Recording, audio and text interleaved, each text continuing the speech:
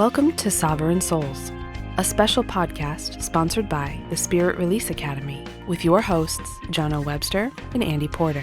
In this episode, we talk about the science and spirituality behind our work. So we'll go into more depth, basically, about how Dr. Palmer's connecting the concepts of medical science and science generally with spirituality. Those two things generally don't go together particularly well. So most people that are spiritual are coming at things from a spiritual perspective and not scientific, generally not into academics or academia. And of course, people coming from a scientific and medical background generally are academics and they are part of academia. So those two things have always been logistically separated, I guess, from that perspective. Obviously, when I met Dr. Palmer back in 2011, he was coming from the science aspect of academic. He was an academic himself from academia. He had a PhD. So he was very connected to doing things in the right way from an academic standpoint and from the training that people follow when they go through academia generally. I obviously was a spiritual medium, coming at it from a spiritual perspective, talking to my guide Chen. So between the two of us, we were both kind of diversely disconnected from that perspective. And I think that was part of the harmony, really, in the conversation and the work that we did together. So Dr. Palmer obviously had a PhD, so he wanted to write papers that he could present to academics that they would understand in their wording, in their language generally, about how these people that we were working with, these clients that had these kind of intrusive problems, people that were hearing voices, people that had intrusive thoughts, people that were suicidal, schizophrenic, and a whole host of other problems, because even though we're working in that fringe space, people may feel unwell, they may have pains in different parts of their bodies. When we talk about spiritual intrusion causing problems, there's a whole raft of effects that people can have, really, that can be quite difficult to nail down. But we always talk about the main fringe problems, really. So schizophrenia, intrusive thoughts, voices, that type of thing. So where Terry wanted to basically be able to catalogue and detail the client cases. So he would speak to clients before we had sessions. He would find out exactly what problems they had and presented with. They would provide him with a lot of detail about their background, their lifestyle choices, their occupation, the things that they did, their perception, really, of the problems they had. So why did they think they had the problems they had? Did they know where they came from? Did they kind of come out of the blue? Did they think it was a nutritional problem? So there's a whole kind of conversation, really. And Dr. Palmer then wrote a book called The Science of Spirit Possession. So that was his kind of mainstay. It took him a long time to catalogue and write and detail. And that book wasn't really written for, I think Jonno and I laugh quite often, really. It wasn't really written for people like us. Not for me. Or for me. He didn't write that for me. I never got through that book. I still haven't got through that book, actually. But of course, the book was written for academics, for people that understand things in that layer.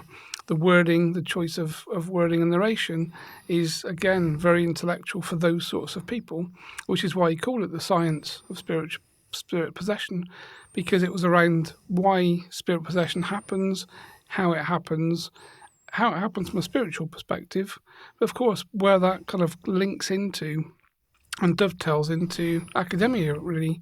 So academics can understand when people are hearing voices and we say, well, they're talking to themselves, or we assume that they're not talking to anything external. We know from a spiritual perspective, because we're mediums, that we can also talk to discarnate spirits, so people that have been alive and then died. We can talk to other entities, so entities that have never been human, termed in different ways, different things, but extraterrestrial or alien entities. We can have conversations with them because they use telepathy to talk to us. So anyone that's a medium is able to do those things. And of course, people that are hearing voices are effectively mediums. It's just that they're not mediums in the sense that they're able to control the use of telepathy. They have telepathy turned on 24 hours a day, really. They're able to talk to and hear things 24 hours a day, and they can't control it. So it's very intrusive to them. But in the same way that myself and Jonno speak to our spirit guides on a daily basis, it's a collective conversation. When we choose to have a conversation with our spirit guides, then we have the conversation. When we choose for that conversation to end, then it ends. So in the same way that we sit together in a room and we're talking, and when we don't want to talk anymore, we finish talking, mediums have the ability to be able to control the boundaries around their use of telepathy, whereas people that are suffering with intrusive thoughts, voices, those sorts of conditions are not able to control it. And that's the big difference, really. And I think that's the difference from a scientific and a spiritual perspective, is that there is a scientific layer that we need to expose, and we need to kind of float to the general public so that people start to have conversations around, if you're having very intrusive thoughts and you're hearing voices, you're having pains in different parts of your body, things that are unexplained by what we term as medical science today, there has to be a reason for these things. So if you're hearing a voice and you believe that you're talking to another energy or an entity, and science can't prove that you're not, just because science hasn't yet caught up, doesn't mean you're not having that conversation. For the people that are suffering, they're very clearly having a conversation and able to talk to something. They just don't know what they're talking to, and they're not in control of the conversation. And this, I think, from a Spirit Release Academy perspective, is where we need to start to interconnect spirituality with science and with the medical background. And I guess what it does do is that it forms that perfect fit, doesn't it? Because you've obviously got people out there with a scientific medical background trying to help people who have the problems that we help. But as we know, the causes of those problems are not always physical. They're not always ailments that the medical society can treat. So by understanding that there is a scientific background to this work, with the work specifically done by Dr. P, and also the people coming through the academy now that have doctorates, they're going to be very important to us. But the connection and the collaboration between the scientific mind with the openness that has the spiritual influence as well is where we're really seeing the differences being made. And I think that's where this is really stepping up into a category that hasn't been done before. Not like this. Not to this extent. I think you'd agree. That's what we're seeing now coming through now is going to be amazing in the next sort of 2 to 3 years. Yeah, and I think we need to sort of remember the history as well.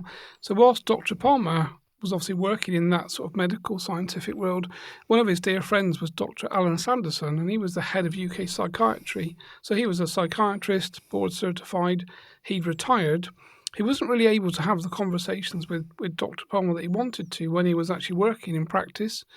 But after he was retired, he was able to have a lot of off-the-wall different conversations. And him and Dr. Palmer became good friends and obviously covered a lot of ground around spirit possession, how people hear voices, why they hear voices. And Dr. Sanderson was a great supporter, really, of the work that we're doing and was totally behind Terence's kind of appetite to try and float this to a much wider audience and at least open the door to psychiatry and open the door to the new level, I guess, of people coming through. So Terry was always talking about people that are moving into psychiatry and being trained in universities and academics need to understand that there is a spiritual conversation that they have to understand to basically progress the work. And that was part of the reason that he wrote that book, The Science of Spirit Possession, was for them to have something they could go to read on a sort of layer that they would understand, but interconnecting spirituality with science for what would be really trainee psychiatrists coming through. And I think you're right, mate. Talking about the psychologists, people that are coming through that have studied the scientific side of medicine. I mean, you've only got to look at the National Health Service now in the UK, and it's not uncommon now to find Reiki practitioners in hospitals. So this new mindset of being more open, more understanding to energy, more understanding perhaps to spirituality, but we'll put it under the banner of energy. To find a Reiki practitioner in a hospital is something you never would have done. You never would have seen 10 years ago. And it's so important this happens and this is in fact one of the reasons why I believe that Reiki is so, so powerful. It's because Reiki is acceptable. Reiki is accepted on the high street. It's accepted by the layperson. If you meet somebody and they introduce themselves and they say they're a Reiki master, you automatically think they're a nice person, they're a caring person. And this is where part of that power comes in from Reiki, is because it introduces people to spirituality and holistic healing, an alternative and complementary therapy as well. And this is kind of where we come in. I mean, particularly talking about hospitals. I mean, hospitals is a building. We all know why they're there. But energetically, this is a building that holds the memories and energy frequencies of people that experience every single type of emotion to the extreme joy. You could be on a birthing ward, extreme joy in motherhood, fatherhood, parenthood, grandparents coming in. And of course, the flip side of that coin is extreme trauma and extreme distress. So the energy within that hospital will be absolutely huge. And that's one of the things that Dr. Palmer was always keen to work on, was the fact that he would say that there is a queue of energy, a queue of spiritual beings just hanging around the entrance waiting for a person to jump onto, an energy source, a human being, to attach and keep that life force going. And this is where Dr. P was really trying to get it into the medical systems, and where we have now that the people that are coming through who do have the PhD certification, we're going to approach it slightly differently. Dr. Palmer is very much about going in through the front door. The front door often would be closed, and people would be saying to him, sort of privately, is that they can't disagree with what he says, but they can't acknowledge him professionally. What a shame. What an absolute shame to be in a position where you agree with somebody, you agree with a new method of work that might help heal people, but you're not allowed to do it because it goes against the medical society, really, and what they're trying to do.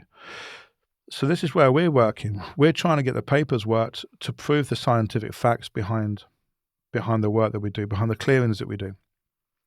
And then we're going to go in through the back door and hopefully find corridors and find routes through, all the way through to the head office, if you like, where sooner or later they will have no choice but to come back and talk to us. And I guess really what we should do is disclose some of the things that we do during the work. Because it's not only about the scientific side, it's about the sort of spiritual side of what we do in the clearings. And, we're going to be very straight with you. We don't release the protocol. We don't release the actual evidence not the evidence, but the actual protocol of what we do, simply because to do it, you need to understand fully what it is you're doing. To go into those areas and work, you need to understand exactly what you're doing before you step over that threshold. But for example, one of the things that we talk about is sort of dark force energy attachments. And dark force energy attachments is usually an intelligence source that is connected to an individual. That could come in via the auric layers, breaks in the auric layers. It could come in through somebody that has addictive personalities, and when they're taking either social drugs or medicated drugs or alcohol in that way, it can shake the vibration of their energy, and therefore it can disrupt the strength and power of psychic protection. And that leaves people open to other energies. And some of them are intelligent, and we grade those 1, 2, and 3. 1 is the lowest level, a level of which there's probably we'd say little intelligence. Going up in scale through level 2 to level 3, which is where we have quite a dominant demonic energy entity that is connected and can be quite tricky to remove, and certainly something that you don't want to connect to at all. There is no reason to have anything above level 3, because level 3 is the top of the tree. Keep it simple and keep it easy to work. There's no reason to change that at all. So we have levels 1, 2, and 3, and they can each differ in their attitude towards staying with their transporter energy. Their transporter energy will be the person that they're working with. So other things that we sort of work through, we're working through, some of the spiritual healing things that lots of people will understand about working through the chakras, working through the inner etheric and the auric layers. But, also we're going through negativity within the home, contracts and agreements coming in from other dimensions, past life trauma that's coming in and affecting our modern life experience. We're also going through negative thought forms. This is something that Dr. Palmer was very, very cool at going through with that, and dissociated subpersonalities. And there's many different layers. So when we do a clearing, we're talking about doing a clearing with perhaps 20 or over 20 different levels. So it's quite an in-depth thing. And although perhaps we can't dissect each different level to try and get that scientific, factual feedback, the overall is we can do that. When we put them all together and we create the protocol that we work, the overall effect is something that we can record. It is something that we can put down. And this is where we're going now. The science is so important behind our work, because as soon as we start going into charities, as soon as we start going into other sectors, the first thing they're going to ask us to do is prove it. And of course, that proof comes from their recipient, not necessarily from us. So that's why feedback is so, so important in the work that we do. Yeah, I think you've covered it quite well, Jonno, really. This is the whole way that we're working from an academy perspective, really. Everything is, as you said, really from the ground up. And I think that was the big difference. And certainly that was the directive, if you remember, from Terry, after Terry died and passed. The conversations we had with him was, don't try and do things the way that I did them.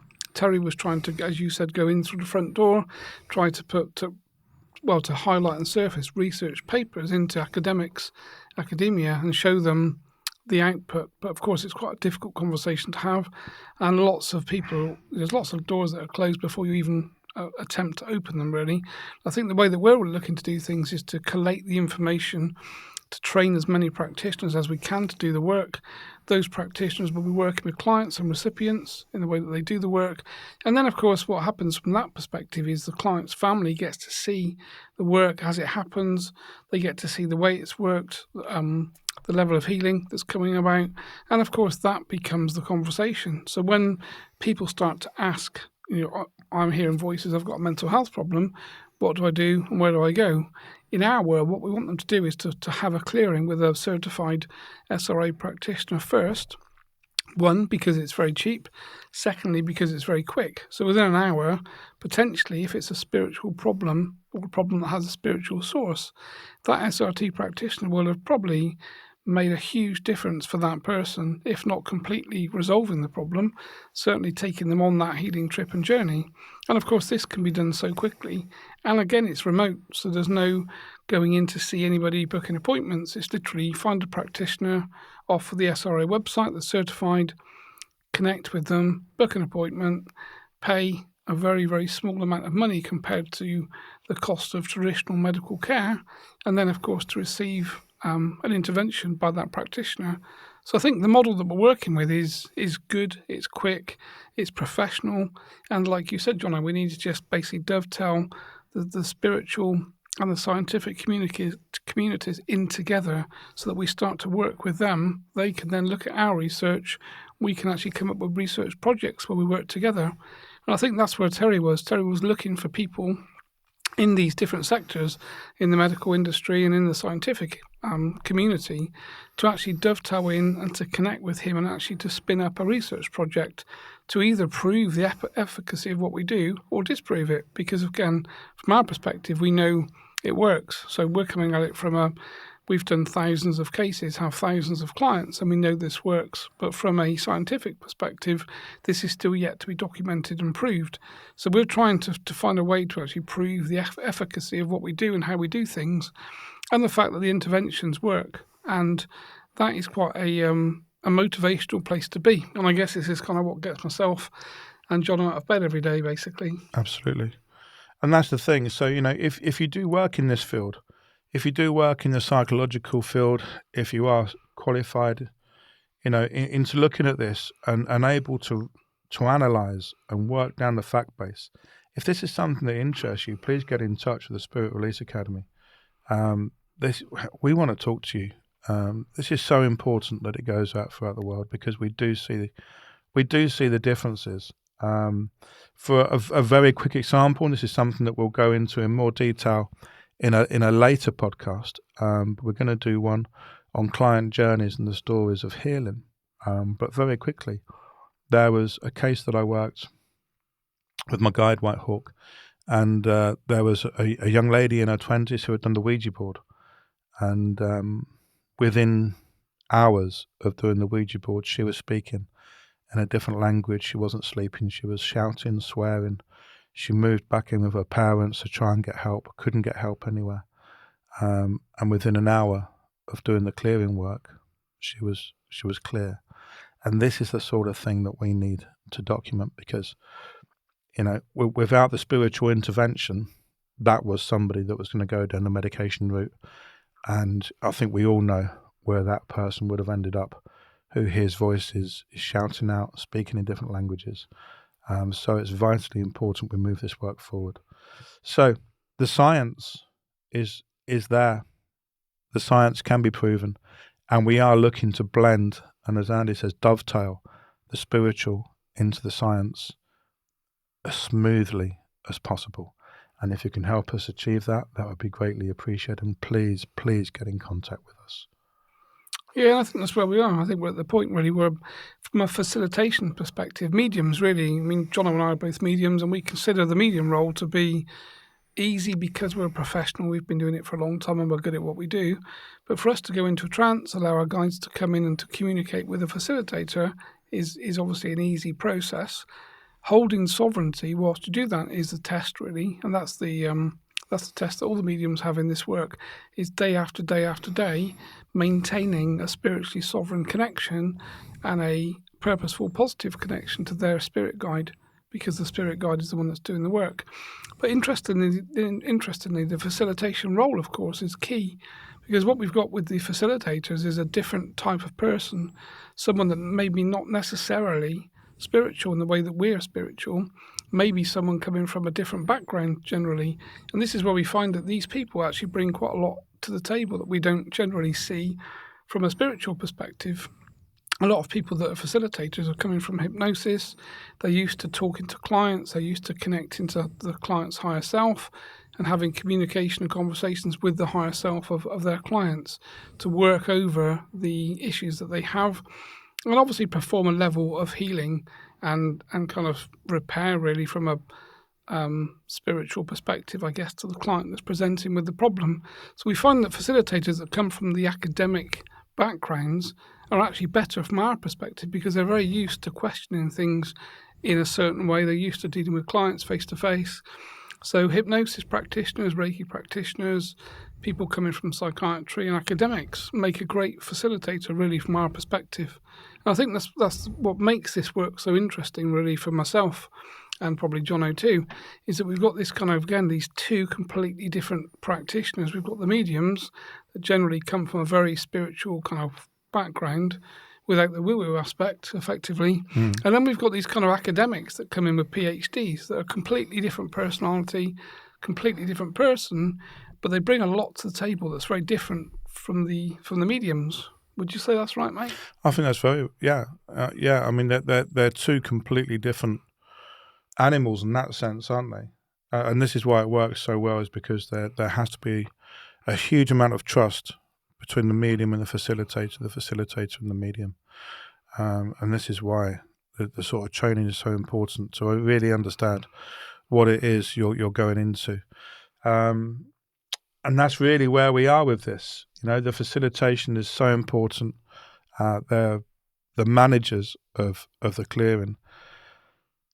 So if this is something that you think you could do, and if you are drawn to this and you have that academic background, or even if you think you can help us with the sort of scientific side, you don't have to come in and do the work. But are you somebody that perhaps could come into the Academy, Spirit Release Academy, and help us out? Because there is so many people in need of help, and any help we can get to reach out to those is exactly what we're trying to do. Perfect. I think really from that perspective, it probably covers the conversation for this week's episode. So we hope you enjoyed the conversation, the content and the narration. And we'll look forward to connecting with you all again in future episodes. Thank you, everyone. Bye-bye. This podcast is sponsored by the Spirit Release Academy. To learn more information about the Academy and their ongoing courses, please visit spiritreleaseacademy.com.